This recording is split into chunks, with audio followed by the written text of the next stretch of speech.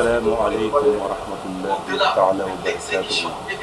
mbokki Sénégal ñu ngi leen siyaara di leen baal dafay am ay expression bi ñu daan jàngal boobu dafay jàngalaat ko xoolaat xool bàyyi ci xel mooy qui peut veut waaw qui veut boobu da cay bàyyee xel xam nga lu tax maanaam mën-mën bi lu aju ci yow mën-mën bi lu aju ci yow su ko defee vœu bi kese moo aju ci yow kii veut waaye pouvoir boobu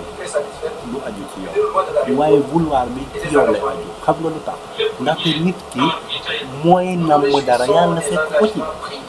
mooy tax ngay dégg yàlla suñu borom ci ne muy jàngal ci ne inna Allaha laa yughayyiru maa bi qawmin boobu benn la xatta boobu ñaareel bu la inna Allaha laa yughayyiru maa bi qawmin boobu premier bu boobu quatrième bu boppam xatta yughayyiru maa bi anfusihim su ko defee yàlla première bi lay seetaan waaye deuxième bi mu soog a ñëw dañ ci bàyyi xel su ko defee loolu rek la jeex na lu aju ci yow waaye vouloir bi ci yow lay aju xam nga lu tax ndaxte nit ki mooy namm dara